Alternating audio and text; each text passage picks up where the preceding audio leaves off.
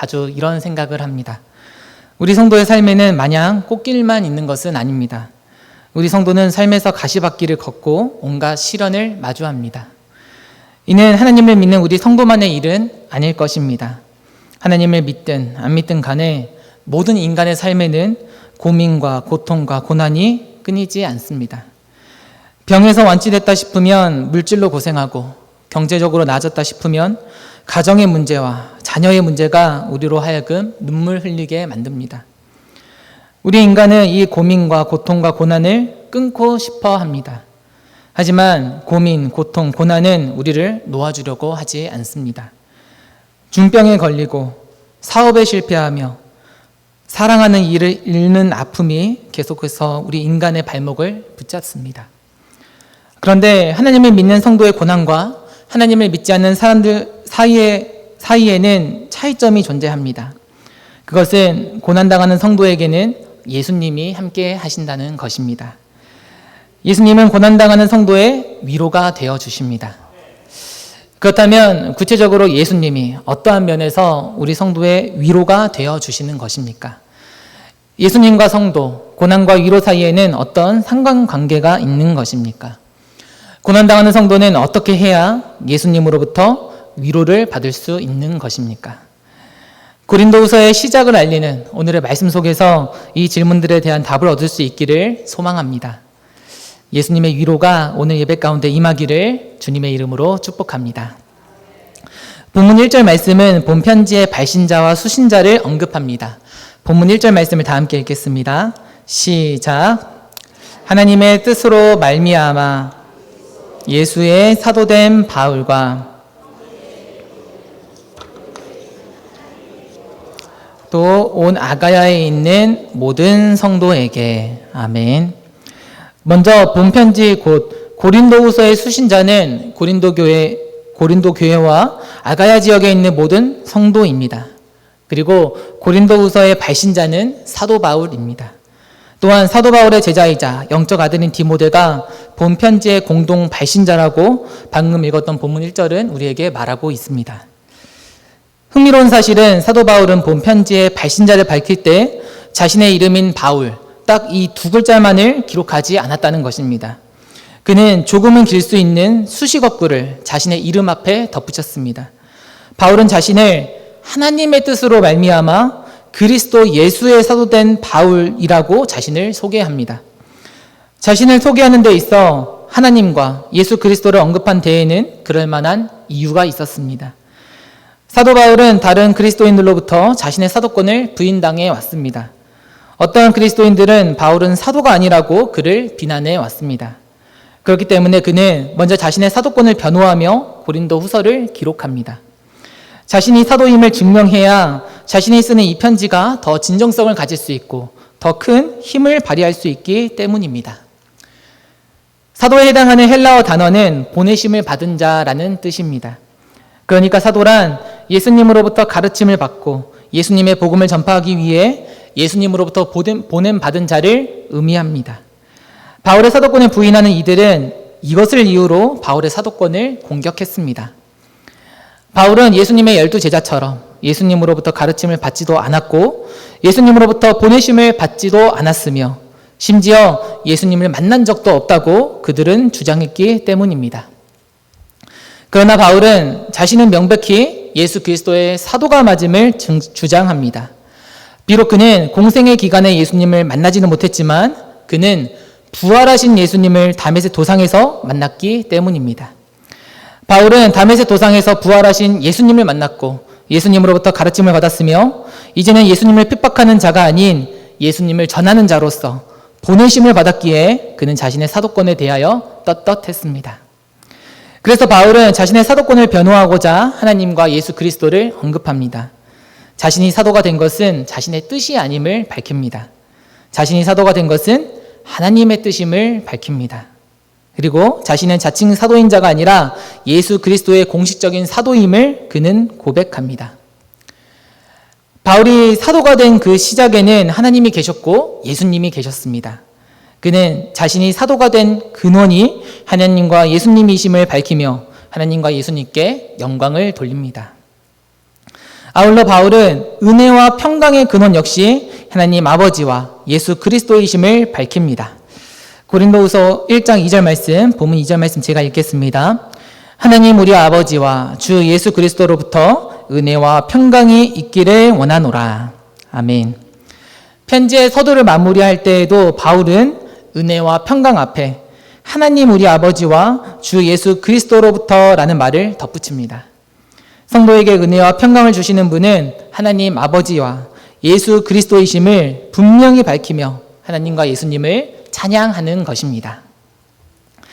사랑하는 여러분, 바울의 사도권의 근원이 하나님과 예수님이셨듯이 우리가 성도된 것은 하나님의 전적인 사랑과 예수님의 은혜 덕분이었음을 믿으시기 바랍니다.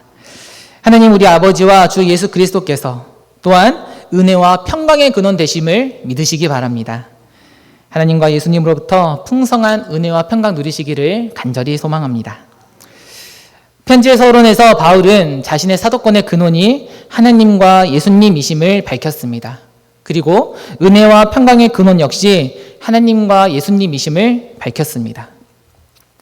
3절부터 시작되는 편지의 본론에서는 바울은 자비의 근원 되시고 모든 위로의 근원 되시는 하나님을 찬양합니다. 본문 3절 말씀을 다 함께 읽겠습니다. 시작. 찬송하리로다. 그는 우리 주 예수 그리스도의 하나님이시오. 아멘. 하나님은 위로의 근원이십니다. 하나님은 어떠한 때에도 측량할 수 없는 모든 종류의 위로를 우리 성도에게 베풀어 주십니다. 특별히 모든 환난 가운데 있는 우리 성도를 하나님은 위로하십니다. 본문 4절 말씀도 다 함께 읽어보시겠습니다. 시작. 우리의 모든 환난 중에서 우리를 위로하사 우리로 하여금 하나님께 받는 위로로서 모든 환난 중에 있는 자들을 능히 위로하게 하시는 이시로다. 아멘. 하나님께서는 환난 중에 있는 우리 성도를 구원해 주십니다. 우리는 고통을 겪고 고난을 당할 때 이 고통과 고난이 사라지는 것이 이것들을 이기는 유일한 방법이라고 생각합니다.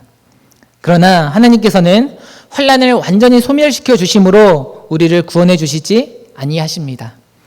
물론 하나님께서는 성도의 삶에 고통과 고난이 하나도 얼씬거리지 않도록 도움을 주실 수도 있습니다. 하지만 많은 경우에 이보다는 다른 방법으로 하나님께서는 환난 가운데 있는 우리 성도를 구원해 주십니다. 하나님께서는 우리 성도에게 하나님의 위로를 부어주심으로 말미암아 환난 중에 있는 우리 성도를 구원하십니다. 고통과 고난의 부재가 아니라 하나님의 위로의 존재로 말미암아 모든 고민과 고통과 고난을 거뜬히 이기게 하십니다. 쉽게 말해 고통과 고난을 애당초 없게 하시는 것이 아니라 고통과 고난을 완전히 상쇄할 만한 크신 위로로 우리를 구원해 주시는 것입니다. 우리가 당하는 고통과 고난이 이만큼 크다고 한다면 이보다 훨씬 더 큰 하나님의 사랑과 위로가 우리의 고통과 고난을 압도함으로 말미암아 우리를 구원해 주시는 것입니다. 그러면 하나님께 받는 위로란 구체적으로 무엇을 가리키는 것입니까? 하나님의 위로는 그리스도의 고난입니다. 오늘 본문 5절 말씀 다 함께 읽겠습니다. 시작. 그리스도의 고난이 우리에게 넘친 것 같이 우리가 받는 위로도 그리스도로 말미암아 넘치는 도다. 아멘. 5절에 기록된 그리스도의 고난은 크게 두 가지로 생각해 볼 수 있습니다. 1차적으로 그리스도의 고난이란 그리스도를 믿음으로 말미암는 고난입니다. 그리스도를 따르는 자들에게 찾아오는 필연적인 고난이 바로 그리스도의 고난입니다. 골로새서 1장 24절 말씀에서 바울은 이렇게 말하고 있습니다. 나는 이제 너희를 위하여 받는 괴로움을 기뻐하고 그리스도의 남은 고난을 그의 몸된 교회를 위하여 내 육체에 채우노라. 이 말씀에서 바울은 그리스도의 남은 고난이 그리스도의 몸된 교회를 위하여 아직 남겨져 있다고 말합니다. 즉 예수님과 교회를 섬기는 예수님의 제자들에게 고난이란 마땅히 존재하는 것임을 사도 바울은 말하고 있는 것입니다. 이와 같이 예수님의 믿음으로 당하는 환난에는 위로가 있습니다. 왜냐하면 예수님과 교회를 위한 환난과 희생에는 반드시 영광이 있기 때문입니다. 이는 예수님께서 십자가에서 고난당하시고 부활하시며 승천하심으로 말미암아 친히 입증하셨습니다. 예수님께서는 이 땅에서 죄도 없이 고난당하시고 십자가에서 피 흘려 죽으셨습니다. 그렇지만 예수님은 3일 만에 부활하시고 하나님 보좌 우편으로 올라가심으로 하늘 영광을 누리셨습니다. 하나님 아버지 품에서 안식을 누리시고 칭찬받으시며 한없는 사랑을 받으셨습니다. 따라서 그리스도를 믿음으로 환난당하는 성도도 그리스도로 말미암아 위로를 받게 됩니다. 이 땅에서는 비록 세상으로부터 환난을 당하나 저 천국에서는 예수님과 같이 하늘 영광을 누릴 것이기에 위로를 받는 것입니다. 그리고 둘째, 5절에 나타난 그리스도의 고난이란 또한 그리스도가 당한 고난을 의미합니다. 오늘 저는 우리 성도님들과 함께 이 부분을 깊이 묵상하고 싶습니다. 그리스도의 고난이란 그리스도가 당한 고난입니다. 그리스도가 당한 고난이 우리에게 넘쳤습니다. 우리는 예수 그리스도께서 하늘 영광 버리시고 이 땅에 오신 것을 믿습니다. 우리는 존귀하신 예수 그리스도께서 비천한 인간의 몸으로 이 땅에 오신 것을 확실히 믿습니다. 이 땅에 인간의 몸으로 오신 예수님께서 우리의 죄 때문에 온갖 고난을 당하신 것을 우리는 알고 있습니다. 그리고 이 땅에서 고난당하신 그 예수님의 고난으로 말미암아 지금 우리는 구원의 혜택을 누리며 살고 있습니다. 그리스도의 고난이 넘치는 사람은 그리스도로 말미암아 넘치는 위로를 받습니다. 그리스도의 고난을 믿고 그 고난을 묵상하는 사람은 그리스도로부터 위로를 받습니다. 왜냐하면 그리스도가 당한 고난은 우리가 당한 고난보다 훨씬 더 크고 험하며 훨씬 더 모욕적인 고난이었기 때문입니다. 그리고 그리스도가 이와 같은 고난을 당하신 이유가 전적으로 우리를 사랑하시어 우리를 구원하시기 위함이었기 때문에 우리는 그리스도로부터 위로를 받습니다. 우리가 예수님의 고난을 묵상한다면 우리는 우리 눈앞에 겹겹이 쌓여있는 고난을 이겨낼 수 있습니다. 우리를 위해 당하신 예수님의 고난을 묵상했을 때 우리는 우리가 당하고 있는 고난을 잊고도 남을 만한 예수님의 크신 사랑과 그 예수님을 이 땅에 보내어 주신 하나님 아버지의 크신 사랑을 깨달을 수 있기 때문입니다. 질병으로 말미암아 매일 신음하는 성도님들이 계십니까? 내가 당하는 이 질병의 고통이 세상 그 어느 육체적인 고통보다 더 크게 느껴지십니까? 우리 예수님께서는 십자가 위에서 물과 피를 쏟으시며 고통을 겪으셨습니다. 두꺼운 쇠못이 예수님의 손과 발을 관통했습니다. 그 전에 이미 채찍질 당하셔서 몸이 망가질 대로 망가진 상태였습니다. 아무 힘도 없는 그 몸으로 예수님은 고통당하시며 십자가에 매달리셨습니다. 이것도 모자랐는지 로마 군인은 예수님의 옆구리를 창으로 찌르며 예수님의 죽음을 서둘렀습니다. 그런데 예수님의 이 모든 육체적인 고통은 우리를 위함이었습니다. 예수님의 고난이 우리에게 넘침으로 말미암아 우리는 새 생명을 얻었습니다. 따라서 우리가 예수님의 고난을 묵상한다면 우리는 우리의 육체적인 고통을 이길 수 있는 위로를 얻게 됩니다. 잠시 살다가는 이 땅에서는 육체의 고통을 겪지만 주님의 날에는 영육의 완전한 회복을 누리며 주님과 함께 영생 복락을 누릴 것이기 때문입니다. 이 세상에서 멸시 천대 받으심으로 마음이 울적하십니까? 존귀하신 우리 예수님께서는 세상 가장 밑바닥에 떨어지는 수치와 모욕을 당하셨습니다. 아무 죄도 없으신 예수님께서 죄인인 인간들로부터 침뱉음을 당하시고 채찍질 당하셨으며 십자가 위에서 희롱 당하셨습니다. 우리가 예수님의 이 십자가 고난을 묵상한다면 우리는 이 세상의 멸시 천대 수모를 얼마든지 이겨낼 수 있습니다. 세상은 비록 우리를 멸시하나 예수님은 우리를 사랑하시어 우리가 당한 수모보다 훨씬 더 큰 수모를 당하셨기 때문입니다. 예수님의 십자가 고난은 우리를 향한 예수님의 무한하신 사랑을 나타내시기에 우리는 예수님의 고난으로 위로를 받는 것입니다. 혹시 사랑하는 이를 먼저 떠나보낸 아픔으로 신음하고 계십니까? 하나님께서는 하나밖에 없는 소중한 아들 예수 그리스도를 잔혹한 십자가 위에 내어놓으셨습니다. 자신의 목숨과도 같은 예수 그리스도를 하나님은 우리를 위해 내어주셨습니다. 우리를 죄와 사망과 사탄으로부터 구원하시기 위하여 하나님의 아들을 고난받는 종으로 이 땅에 보내주셨습니다. 예수님을 이 땅에 보내시는 일은 하나님께 결코 쉬운 일이 아니었습니다. 마음 편한 일이 아니었습니다. 왜냐하면 우리를 구원하시는 일은 예수님의 고난과 죽음을 필요로 했기 때문입니다.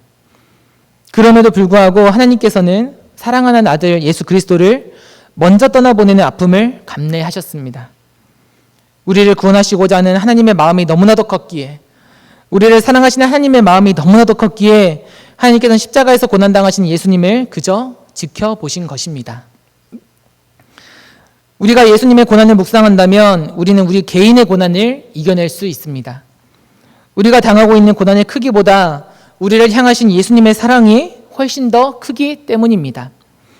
그리고 우리를 위해 예수님을 내어주신 하나님의 사랑은 우리가 당하는 고난을 압도하는 크신 사랑이기 때문에 우리는 고난을 이겨낼 수 있습니다.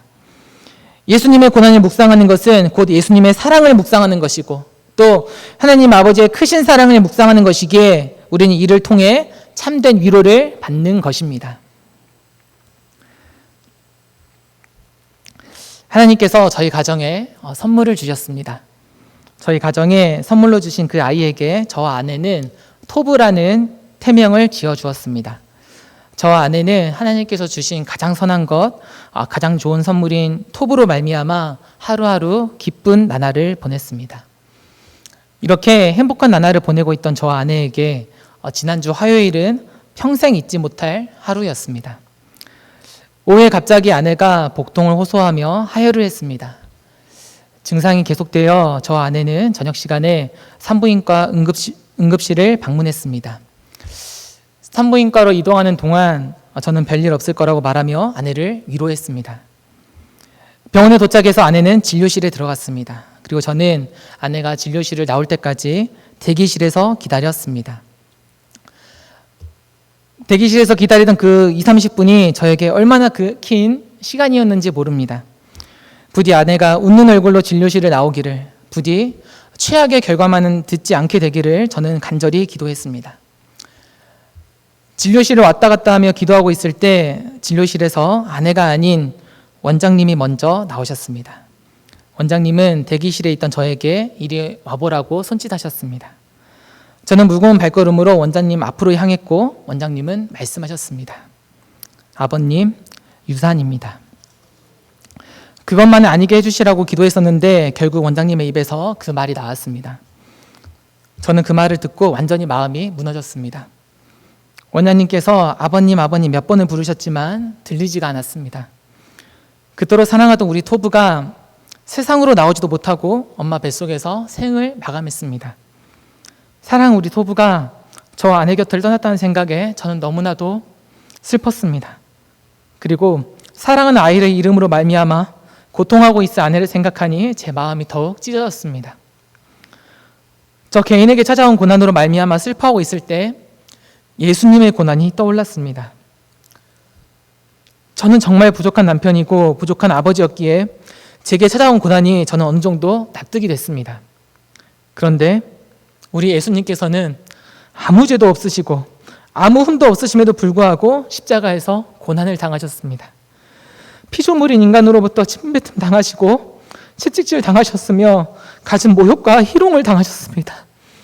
저보다 더 억울한 고통을 당하셨고 우리 토부보다 더 억울한 죽음을 당하셨습니다. 예수님께서는 연약하고 부족한 저를 사랑하시기에 이토록이나 억울하고 잔혹한 고통을 당하셨습니다. 예수님의 고난은 예수님의 슬픔이자 저를 향한 예수님의 사랑이었던 것입니다. 또한 예수님의 고난은 하나님의 슬픔이자 우리를 향하신 하나님의 사랑입니다. 우리 토부는 고작 3cm, 4cm 크기의 태아였습니다. 이 작은 아이를 떠나보내는 것만으로도 저는 마음이 너무나도 아팠습니다. 우리 토부와 함께한 시간이 불과 몇 주밖에 되지 않음에도 불구하고 우리 아이 토부를 떠나보냈을 때 제 삶이 와르르 무너지는 것만 같았습니다. 심지어 토부는 세상 밖으로 나와보지도 못한 아이였습니다.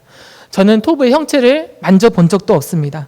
한 번도 그 형체를 만져본 적 없는 아이지만 그 아이가 이 세상에 없다고 생각하니 저도 함께 이 세상에서 사라지는 듯한 기분이었습니다. 반면에 우리 하나님 아버지께서는 독생자 예수 그리스도와 늘 함께 하셨습니다. 하나님께서는 태초부터 독생자 예수 그리스도와 동행하셨습니다.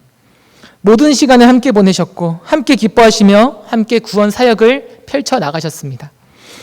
예수님께서 이 땅에 인간의 몸으로 오실 때에도 하나님은 예수님과 함께 하셨습니다. 예수님께서는 예수님의 성장 과정을 모두 지켜보셨고 하나님께서는 예수님으로 말미암아 크게 기뻐하셨습니다. 예수님이 아기의 형체로 이 땅에 태어나시고 이후 소년의 형체를 가지시고 목수의 형체를 가지신 것을 하나님은 모두 지켜보셨습니다.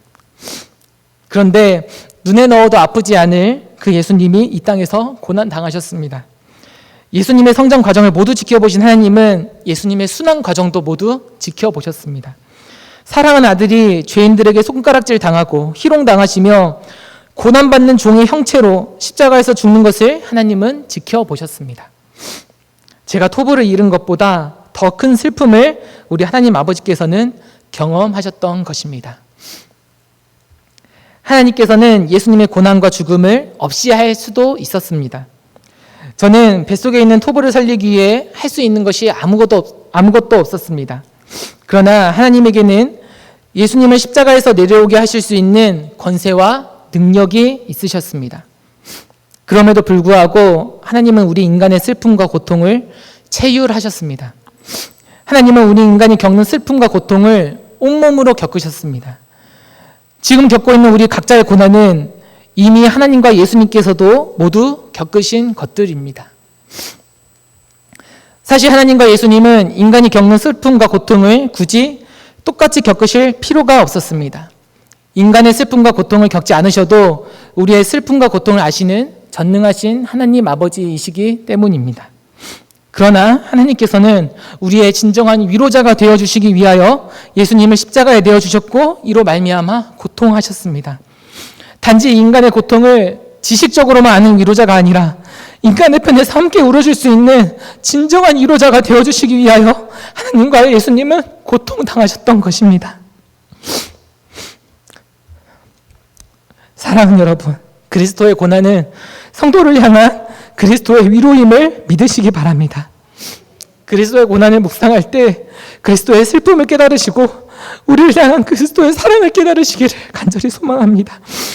아울러 그리스도의 고난을 묵상하시며 독생자 예수 그리스도를 십자가에 내주시기까지 우리를 사랑하시는 하나님의 크신 사랑을 발견할 수 있기를 소망합니다. 그리스도의 고난을 묵상함으로 우리로 눈물 짓게 만드는 모든 고난을 이길 수 있기를 주님의 이름으로 축복합니다. 그리스도의 고난은 고난당하는 우리 성도에게 위로가 됩니다. 그리고 우리 고난은 다른 성도의 위로가 되어줍니다. 오늘 본문 6절 말씀을 다 함께 읽겠습니다. 시작. 우리가 환난 당하는 것도 너희가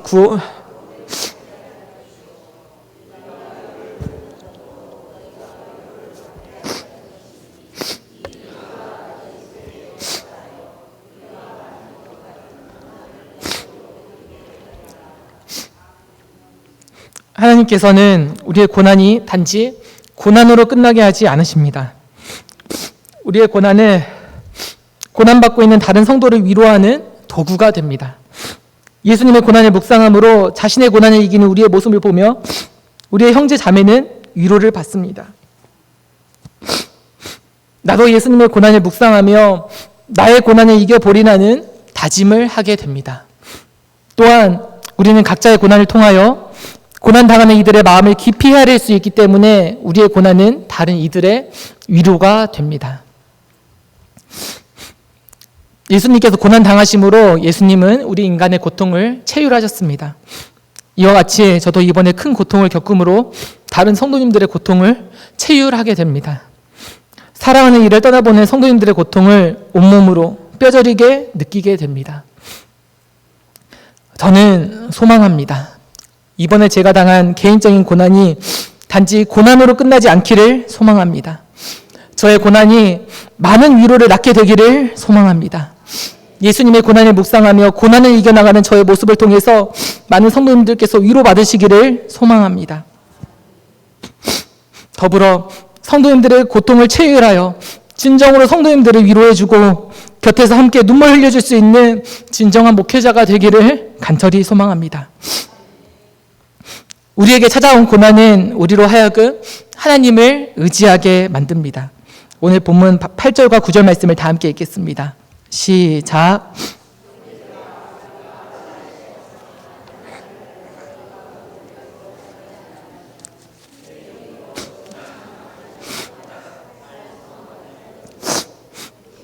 자신이 사형 선고를 받은 줄 알았으니 이는 우리로 자기를 의지하지 말고 오직 죽은 자를 다시 살리시는 하나님만 의지하게 하심이라.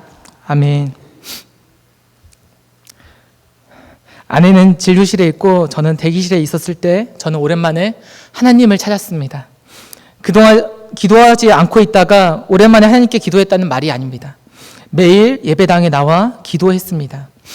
하지만 제 마음을 숨김없이 다 털어놓고 기도했던 때가 너무나 오래였습니다.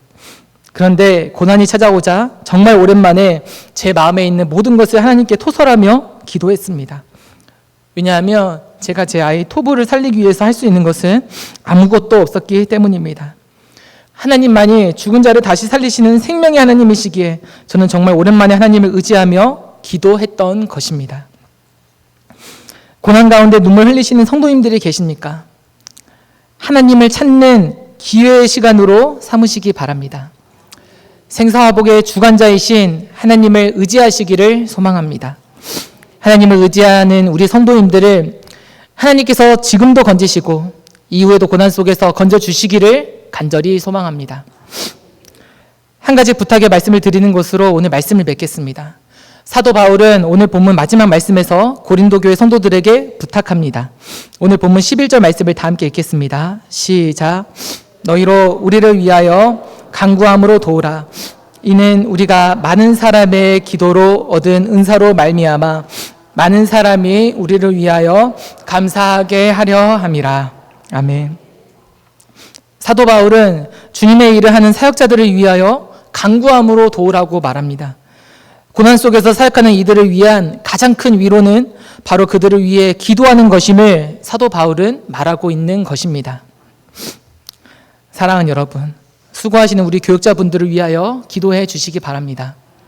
30년이 넘도록 헌신하신 우리 올로 목사님과 김현희 사모님을 위하여 기도해 주시기 바랍니다. 우리 교회를 듬직하게 이끌어 나가시는 주님께서 허락하여 주신 그 권세 안에서 우리를 말씀과 기도로 인도하여 주시는 우리 담임 목사님과 유은정 사모님을 위하여 기도해 주시기 바랍니다. 새 아이를 키우시며 힘써 사역하시는 박현선 목사님과 김하영 사모님을 위하여 기도해 주시기 바랍니다. 학업과 사역을 병행하시며 훌륭한 목회자로 거듭나고 계시는 우리 백예찬 전도사님을 위하여 기도해 주시기 바랍니다. 그리고 끝으로 사랑하는 이를 떠나보는 슬픔으로 고통하는 저 안누가 목사와 안서인 사모를 위하여 기도해 주시기 바랍니다. 하나님께서 성도님들의 기도를 받으시고 크신 위로를 내려주시리라 믿습니다. 예수님의 고난으로 위로받는 우리 무능제일교회 되기를, 또한 다른 이들을 위하여 기도함으로 위로하는 우리 무능제일교회가 되기를 주님의 이름으로 축복합니다. 기도하시겠습니다.